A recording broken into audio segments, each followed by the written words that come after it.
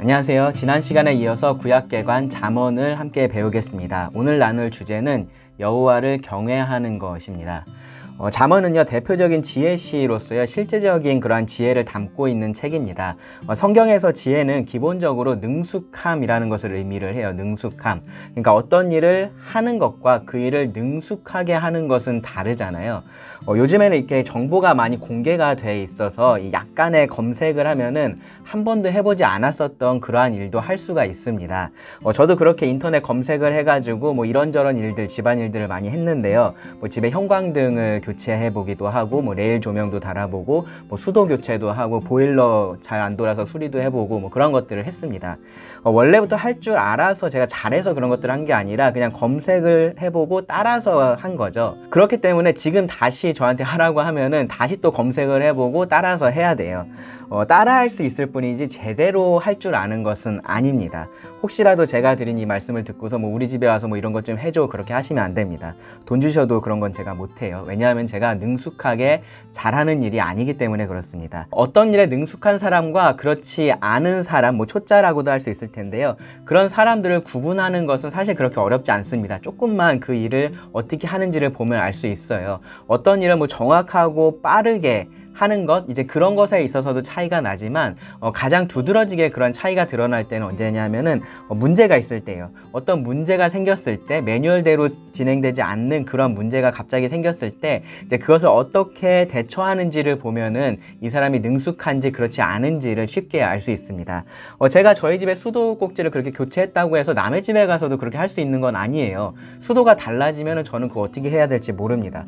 천장에 뭐를 다는 것도 마찬가지죠. 천장 재료가 다르면은 그에 따라서 뭐를 다는 방식도 달라져야 됩니다. 근데 저는 그런 것들 할 줄 모릅니다. 능숙하지 않은 거고요. 성경에서는요, 그럴 때 그런 사람들이 이제 지혜가 없다라고 표현을 하는 거예요. 성경에서 말하는 지혜가 능숙함이라는 것이 바로 이런 의미입니다. 그냥 어떤 일을 할 줄만 아는 것이 아니라 잘 하는 거죠. 잘 알고 잘 하는 겁니다. 그 원리를 잘 알고 있고요. 그래서 언제 어떻게 상황이 어떻게 바뀌더라도 거기에 잘 적용해서 할 수 있는 겁니다. 상황이 달라지면 그 상황에 맞게 일을 할 수 있는 것, 능숙함이고요. 그것이 지혜입니다.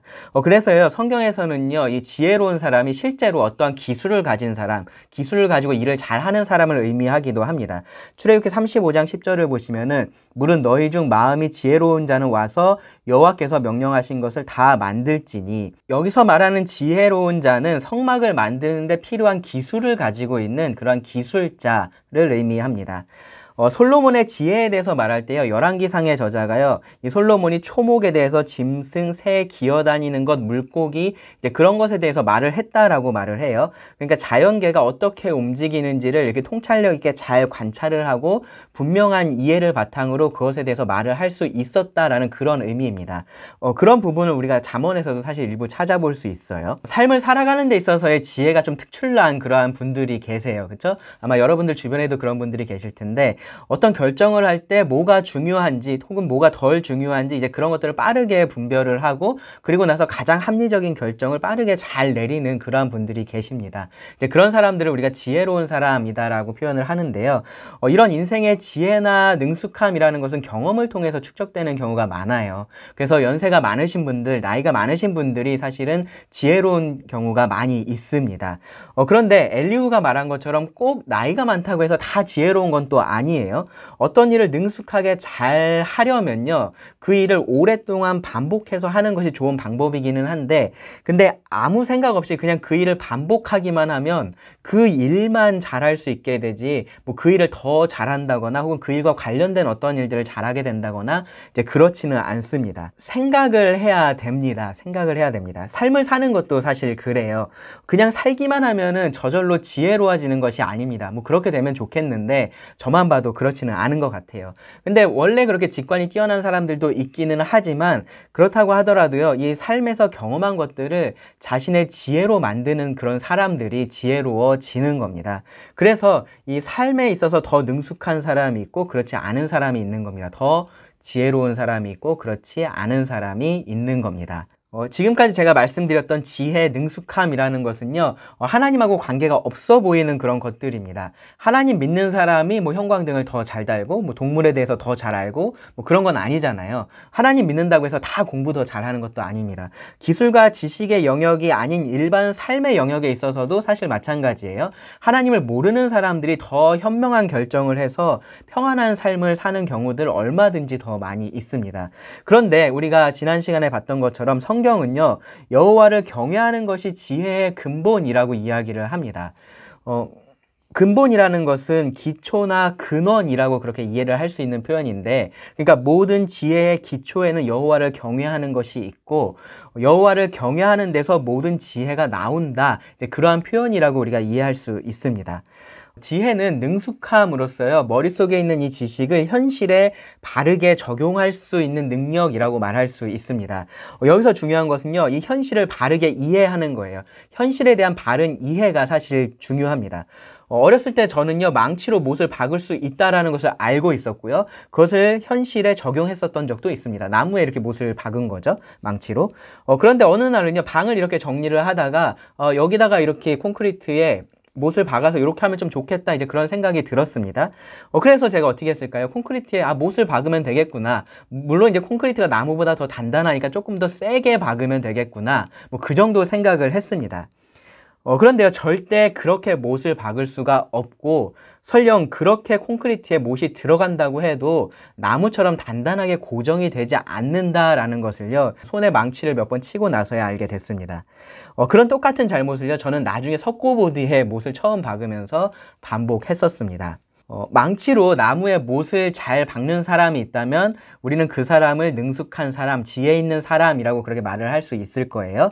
근데 그 사람이 콘크리트나 석고보드에다가 나무에 못을 박는 것처럼 기가 막히게 못을 박았다라고 여러분 한번 생각해 보시기 바랍니다. 자, 그럼 못을 어쨌든 잘 들어갔으니까, 잘 박혔으니까 괜찮을까요? 그렇지 않습니다. 콘크리트는요, 나무처럼 못을 잘 잡아주지 못해요. 그래서 결국은 헐거워지고 그 못이 빠져버리게 됩니다. 석고보드는요, 너무 약해서 부서져 버립니다. 겉보기에는 못이 그냥 잘 박혀 있는 것처럼 보일 수 있어요. 일정 기간 동안은 괜찮아 보일 수 있습니다. 그런데 거기에 우리가 무거운 것을 걸거나 하면은 바로 문제가 생깁니다. 우리는요, 그런 사람을 더 이상 지혜로운 사람이다라고 말할 수 없는 거죠. 여호와를 경외하는 것이 지혜의 근본이다, 지식의 근본이다라고 그렇게 말을 하는 이유가요, 여기에 있습니다. 우리의 현실에는 언제나 하나님이 계십니다. 하나님이 계시지 않은 현실이라는 것은 없습니다. 그런데 그런 하나님과 관계없이 이 현실을 이해하면서 지혜롭게 행할 수는 없는 거죠. 참고로요, 심리학의 가장 큰 문제도 사실 여기에 있어요. 사람을 관찰하고 연구하고 하는 것들은 분명히 도움이 되는 부분들인데, 그것을 이제 하나님과 관계없이 모든 그 현상들, 어떠한 행동들을 다 설명을 하려고 하면은 그것이 그럴듯하게 보일 수는 있지만 참된 지혜가 될 수는 없는 거죠. 처음에는, 잠시 동안은, 혹은 일정 기간 동안은 괜찮아 보일 수도 있고요. 그래서 그것이 지혜로운 것처럼 그렇게 보일 수도 있지만 실제로는 그렇지가 않은 겁니다. 하나님을 부인하는 세상의 지혜라는 것이 사실 그런 거예요. 하나님이 계시는 영원이라는 이 진짜 현실 앞에서 세상의 지혜는 어리석은 겁니다. 그래서 솔로몬은 전도서 끝에서 이렇게 말했습니다. 일의 결국을 다 들었으니 하나님을 경외하고 그의 명령들을 지킬지어다. 이것이 모든 사람의 본분이니라. 하나님은 모든 행위와 모든 은밀한 일을 선악간에 심판하시리라. 하나님을 경외하고 그의 명령을 지키는 것이 사람의 본분이고, 그렇다면은 그것을 떠나서는 어떤 의미 있는 삶도 없다라는 겁니다. 이것이 우리의 현실이고요. 따라서 이 현실을 바르게 이해하는 것이 지혜의 시작이어야 합니다. 그래서 여호와를 경외하는 것이 지혜의 근본입니다. 자, 그럼 여호와를 경외한다라는 말의 의미가 뭘까요? 사실 이미 어느 정도 말씀을 다 드린 것 같은데요. 그 말의 가장 기본적인 의미는 하나님의 존재를 인정한다라는 겁니다. 하나님의 존재를 인정한다. 그냥 아무 신이나 그 존재를 인정하는 그런 것이 아니라 성경에서 말하는 하나님이 계시다라는 것을 인정하는 겁니다.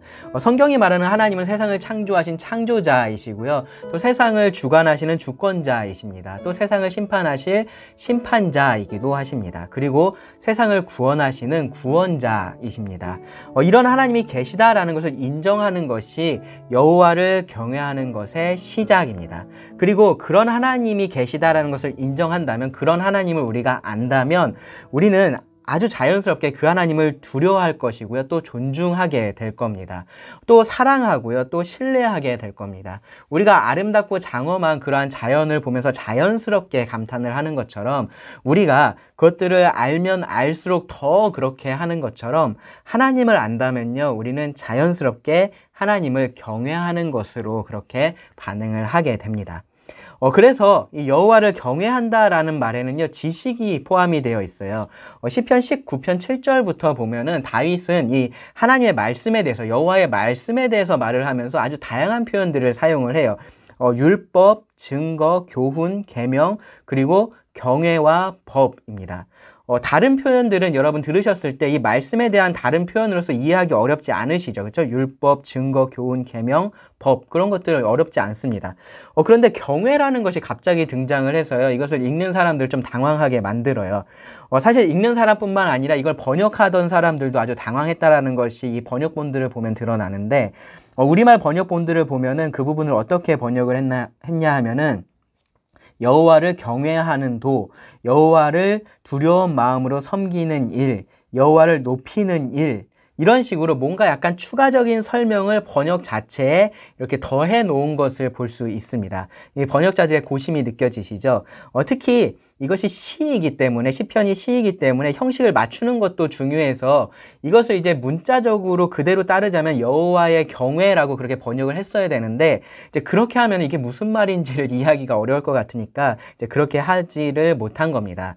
그래서 이제 최대한 이해할 수 있도록 문자적으로 번역을 한 게 여호와를 경외하는 도, 혹은 여호와를 경외하는 것, 이제 그런 식으로 번역을 한 건데요. 근데 여기서 어쨌든 우리가 좀 주목해야 될 것은 뭐냐면은, 경외 자체를, 이 경외라는 단어 자체를 하나님의 말씀을 지칭하는 표현 중에 하나로서 지금 사용을 하고 있다라는 겁니다. 하나님의 말씀이 우리에게 하나님의 기준을 가르쳐 주기 때문에 그것이 율법이고요. 또 그것이 하나님에 대해서 드러내기 때문에 그것이 하나님의 증거라고 말을 했습니다. 우리 삶의 바른 원리를 제공하기 때문에 교훈이고, 권위 있는 명령이기 때문에 이것이 계명입니다. 하나님의 판결문이기 때문에 법이라고 할 수 있습니다. 그리고 하나님을 알게 해서 하나님을 바르게 예배하게 하기 때문에 하나님의 말씀을 경외라고 다윗이 독특하게 그렇게 표현을 한 겁니다. 그래서 하나님을 경외하는 것은요, 가르칠 수가 있는 거예요. 시편 34편 11절을 보시면, 너희 자녀들아 와서 내 말을 들으라. 내가 여호와를 경외하는 법을 너희에게 가르치리로다. 여기서도 여호와를 경외하는 법이라고 그렇게 풀었었는데요, 지금 우리가 말하고 있는 여호와를 경외하는 것, 여호와의 경외라는 표현을 여기서 사용을 한 겁니다. 다윗이 여호와의 경외를 가르친다라고 말을 해요. 그러니까 여호와를 경외하는 것은 실제 삶에서 드러나야 되는 거고, 또 그렇게도 가르치지만 1차적으로는 하나님의 말씀 이 자체를 가르치는 것이 중요한 겁니다. 하나님의 경외, 그 말씀을 가르치는 겁니다. 그래야지 하나님을 바르게 알 수가 있기 때문에 그렇습니다. 그리고 하나님을 바르게 그렇게 알아야지만 하나님을 경외할 수 있습니다. 하나님에 대한 바른 지식이 없으면 하나님을 경외할 수가 없습니다. 솔로몬도 이 관계를 잘 알고 있었기 때문에 이렇게 말했어요. 잠언 2장 1절부터 5절을 보시면, 내 아들아, 네가 만일 나의 말을 받으며 나의 계명을 너에게 간직하며 너의 귀를 지혜에 기울이며 너의 마음을 명철에 두며 지식을 불러 구하며 명철을 얻으려고 소리를 높이며 은을 구하는 것 같이 그것을 구하며 감추인 보배를 찾는 것 같이 그것을 찾으면 여호와 경외하기를 깨달으며 하나님을 알게 되리니. 하나님을 아는 것하고 하나님을 경외하는 것이 지금 밀접하게 이렇게 연결되어 있는 것을 볼 수 있습니다. 그래서 솔로몬은 지혜, 지식, 명철을 귀한 보물을 찾는 것처럼 그렇게 찾으라고 말을 해요. 하나님을 경외하는 것은 지식에서 출발을 하는 거고, 그 지식은 하나님의 말씀에 대한 지식인 거죠. 그래서 시편 119편의 저자는 또 이렇게 기도도 했습니다. 38절에 보시면, 주를 경외하게 하는 주의 말씀을 주의 종에게 세우소서. 그래서 잠언을 읽을 때 사실 이 성경을 읽을 때마다 우리는요 이렇게 기도를 해야 돼요. 주의 말씀을 분명하게 깨닫고 그것을 기억을 하고 나에게 그것이 날마다 새로운 약속으로 굳게 세워져서 내가 그것을 붙들고 주를 더욱 경외할 수 있는 삶을 살아가게 하여 주십시오. 우리가 그렇게 말씀을 읽을 때 구해야 되는 겁니다. 이렇게 우리가 하나님을 알 때요 하나님을 더 우리가 경외할 수 있습니다. 참된 신자라면은 이런 하나님을 알면서 삶에서 전혀 중요하지 않게 그렇게 생각할 수는 없겠죠. 성경에 하나님의 존재를 인정하는 것은요 하나의 지식을 그냥 머릿속에 더하는 것으로 그렇게 끝날 수는 없습니다. 그 지식은 우리의 삶을 바꿔놓는 거대한 관계를 바로 세우는 것이기 때문에 그렇습니다. 그래서요 이제 토마스 슈라이너라는 학자는요 폰 라트를 인용해서 이렇게 하나님을 경외하는 것을 정의를 했는데요. 하나님을 경외하는 것은 어떤 사람의 삶에서 여호와가 최고가 된다는 의미이며 삶의 모든 것이 하나님과의 관계로 질서가 잡힌다는 의미다. 여호와를 경외한다라는 것이 이런 의미이기 때문에요. 그것은 항상 하나님에 대한 순종하고 아주 밀접하게 연결이 되어 있습니다. 거의 같은 말로 그렇게 나타날 때도 많아요. 이런 경우에는요. 경외라는 것은 존중의 의미를 담고 있습니다. 위에서 읽었었던 전도서의 마지막 말씀은요. 하나님을 경외하는 것과 그의 명령을 지키는 것을 같은 위치에 뒀었죠. 잠언 14장 2절은 보시면은 정직하게 행하는 자는 여호와를 경외하여도 패역하게 행하는 자는 여호와를 경멸하느니라 라고 말씀을 하고요. 시편 128편 1절은 보시면은 여호와를 경외하며 그의 길을 걷는 자마다 복이 있도다 라고 말을 합니다. 적극적으로 하나님의 길을 따르고요. 또 반대로 악을 미워하는 것도 여기에 포함이 되는데요. 잠언 3장 7절 보시면 스스로 지혜롭게 여기지 말지어다 여호와를 경외하며 악을 떠날지어다. 8장 13절은요. 여호와를 경외하는 것은 악을 미워하는 것이라 나는 교만과 거만과 악한 행실과 패역한 입을 미워하느니라. 하나님이 악을 미워하시기 때문에 하나님을 경외하는 사람도 악을 미워합니다.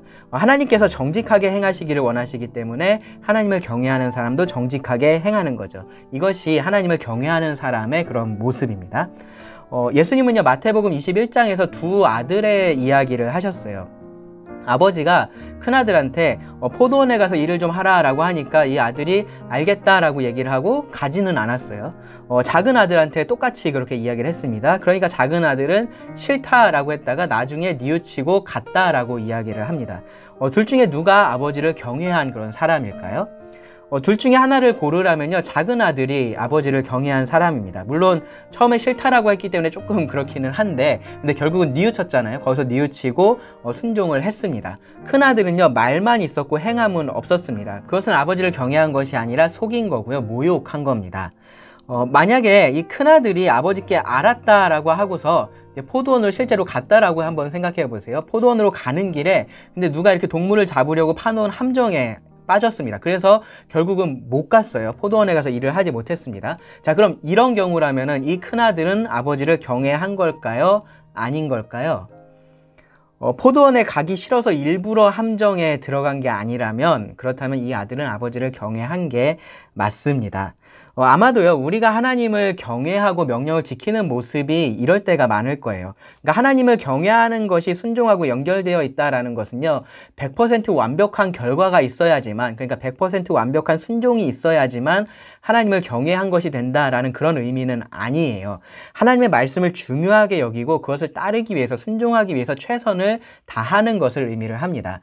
그렇게 했지만 순종하지 못한 부분에 대해서는 당연하게 여기지 않겠죠. 당연히 안타까워하고요 괴로워하고요 하나님 앞에서 죄책감을 가지는 것이 맞습니다. 그리고 그 모습이 하나님을 경외하는 또 하나의 모습이기도 합니다. 죄를 심판하시는 하나님을 안다면 그 하나님을 두려워해서 죄를 멀리하려고 하고요. 또 죄를 범한다면 그러한 하나님의 책망을 겸허하게 겸손하게 받아들이면서 용서를 구하는 것이 하나님을 경외하는 그러한 모습입니다. 하나님을 경외하는 것은요 악을 멀리하고 순종하는 것으로 드러납니다.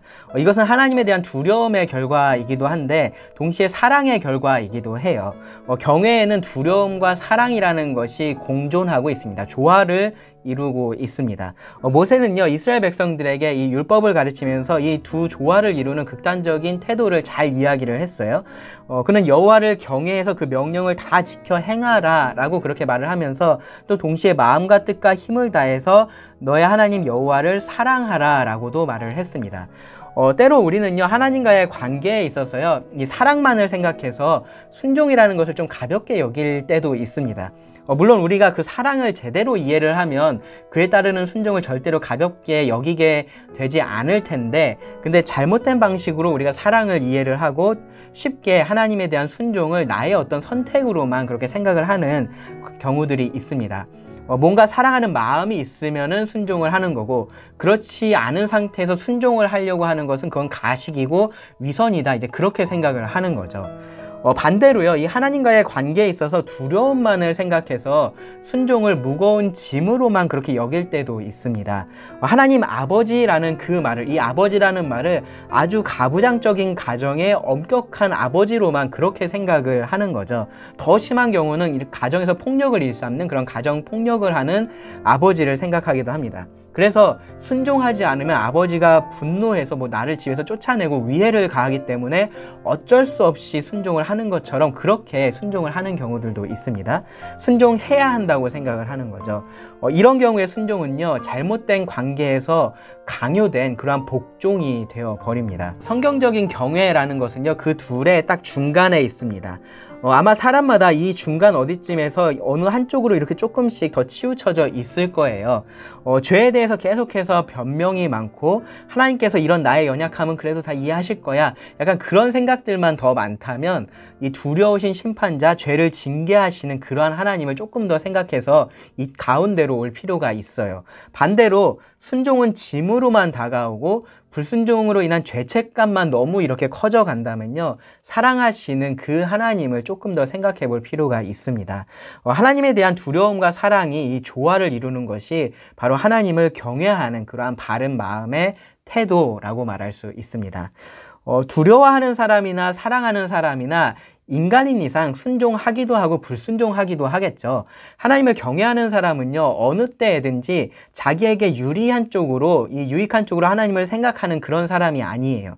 그러니까 특히 사랑만 생각하는 사람은 죄를 지어도 그냥 이해하고 용서하시는 그런 하나님만 생각하면서 죄를 가볍게 여기면 안 된다라는 거고요. 두려움만 생각하는 사람은 순종에 대해서 마치 자기가 뭔가 하나님을 위해서 대단한 일을 하는 것 같은 그런 착각에 빠져서는 안 된다라는 겁니다. 결국 중요한 것은 내가 아니라 하나님이시다라는 것을 기억을 하고요. 내가 지금 그 하나님을, 하나님의 말씀을 어떻게 대하고 있는지를 우리가 돌아볼 필요가 있습니다. 그렇게 해서 우리가 하나님을 향한 바른 태도, 경외하는 바른 태도를 가져야 합니다. 다음으로 잠언에서는요, 이렇게 하나님을 경외한 것에 대한 결과들을 몇 가지를 이야기를 해요.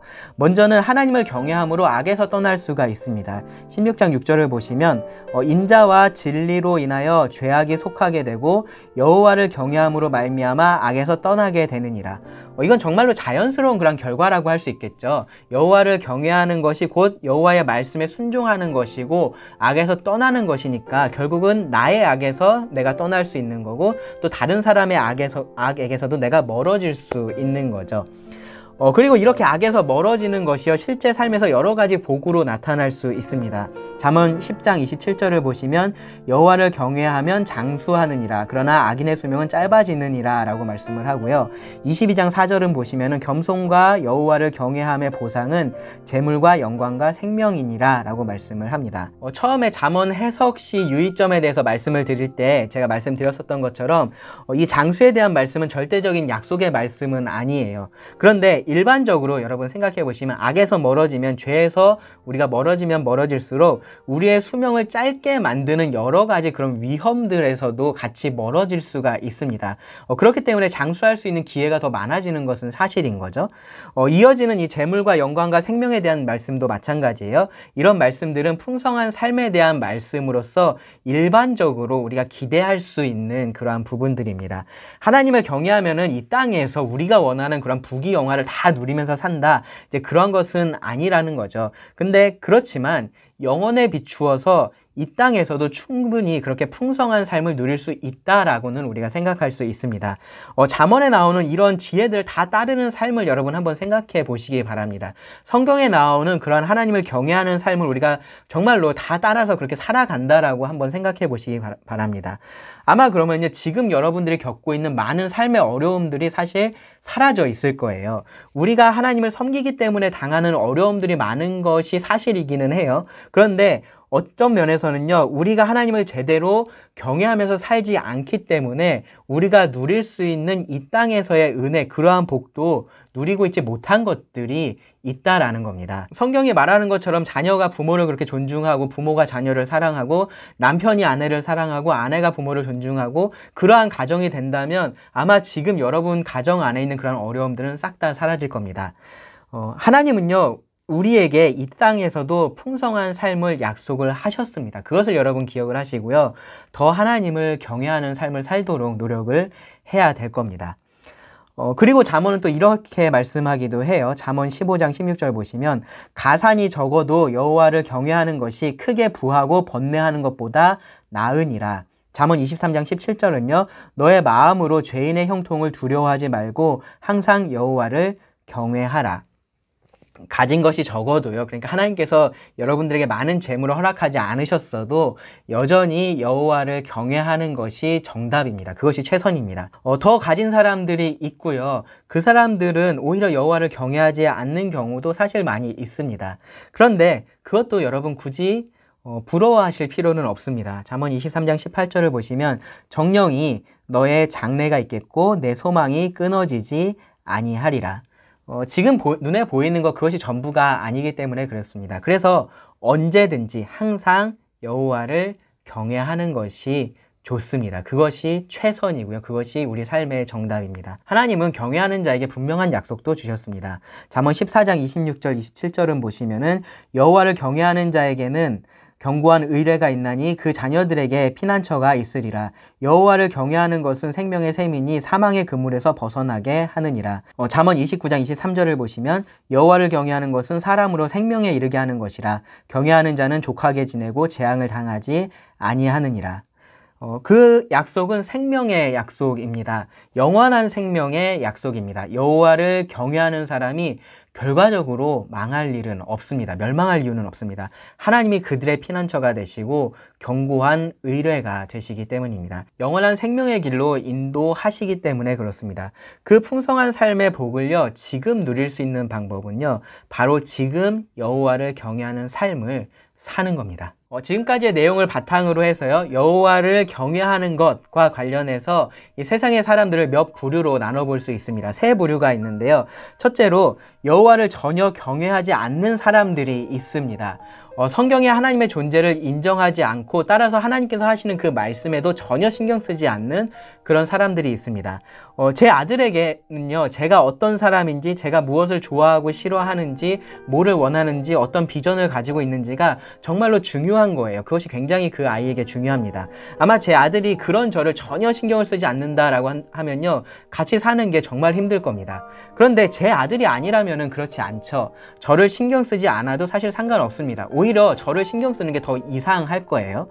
그런데 하나님은 모두의 아버지이시잖아요. 모든 만물의 아버지이시고 모든 사람들의 아버지이십니다.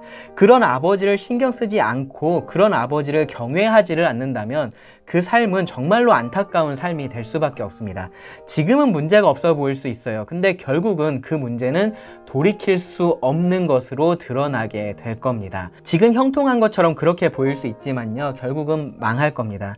그래서 혹시라도 지금 이 말씀을 듣고 있는 여러분들 중에서 그런 분이 계시다면 성경을 통해서 하나님을 알고요, 그분을 받아들이실 수 있기를 바랍니다. 죄로 멸망할 우리를 위해서 그 사랑으로 아들을 보내주신, 세상에 보내주신, 그리고 우리를 구원하신 그 하나님을 믿는 것은요, 우리가 할 수 있는 가장 지혜로운 인생의 결정이 될 겁니다.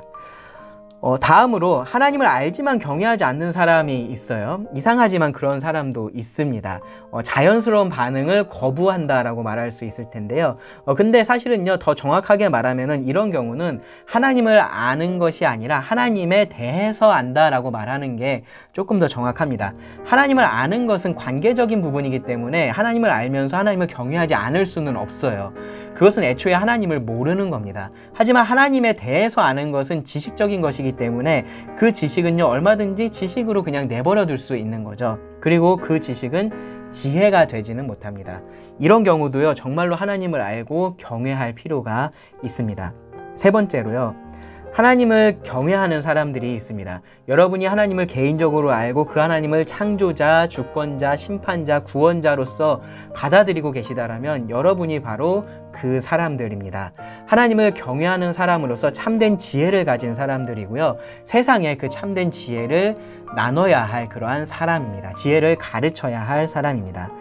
그러기 위해서는 뭐가 먼저 필요하겠어요? 지혜를 먼저 잘 배워야겠죠. 그렇죠? 내 것으로 만들어야 됩니다. 잠언의 많은 말씀이 지혜를 찾고 배우고 자기 것으로 만들라라고 그렇게 말씀을 해요. 하나님을 더 아는 만큼 우리가 더 지혜를 얻을 수가 있습니다. 하나님을 더 알기 위해서 노력을 하고 정말로 참된 지혜를 이 세상 가운데 보여줄 수 있어야 될 겁니다. 정말로 어떻게 사는 것이 잘 사는 건지를 우리가 보여주어야 됩니다. 특별히요, 이 자녀가 있는 부모님들 같은 경우에 자녀들이 이 세상 가운데서 정말로 잘 살기를 바라실 거예요. 그렇다면 가장 중요한 것이 바로 하나님을 경외하는 것을 배우는 것이다 라는 이 한 가지 사실을 여러분 잊지 마시기 바랍니다. 아이들은요, 첫째로 그 모든 것을 부모를 통해서 배워요. 부모의 말을 통해서 배우고요, 부모의 본을 통해서 배웁니다. 부모가 완벽한 모습을 보여줄 수는 없겠죠. 그런데 최소한 무엇을 추구하고 있는지는 그 아이들에게 보여줄 수 있습니다. 하나님을 경외하는 모습과 동기를 통해서 그 의미가 무엇인지 가르쳐 줄 수가 있는 겁니다. 그리고 그 삶에서 하나님께서 주시는 그 은혜를 통해서 자녀들도 더 확신을 가질 수가 있습니다. 때로는 하나님을 경외하지 않는 자가 형통한 것을 보면서 그것이 부러울 때도 있습니다. 그럴 때가 분명히 있습니다. 저게 맞는 거 아니야? 그런 생각이 들 수도 있어요. 그들의 자녀가 공부를 더 잘하고 무슨 상도 받아오고 뭔가 잘 되는 것 같을 때, 심지어 성격도 더 좋은 것 같을 때, 그럴 때 그런 생각들이 듭니다. 그런데 정말로 중요한 것, 가장 우선시 되어야 할 것은요, 하나님을 경외하는 것을 가르치는 일입니다. 아이들이 그것을 배우는 것이 가장 중요합니다. 그것을 배운 자녀의 삶은요, 하나님께서 책임져 주실 거니까 그런 염려는 확신 가운데 하나님께 내려놓으실 수 있습니다. 그렇게 여러분 하셔야 됩니다. 그것이 하나님을 경외하는 자의 모습입니다. 여러분, 자녀가 있든지 없든지 상관없이요, 하나님을 먼저 안 우리들은요, 하나님을 최고의 자리에 모셔두고요, 그리고 삶의 이 모든 것들을 그 하나님과의 관계로서 우리가 바로 잡아가야 됩니다. 잠언의 말씀이 우리가 그것을 하는 것을 도와줘요. 어떻게 그렇게 도움을 주는지 다음 시간에 또 이어서 살펴보도록 하겠습니다. 오늘 강의는 여기서 마치겠습니다. 감사합니다.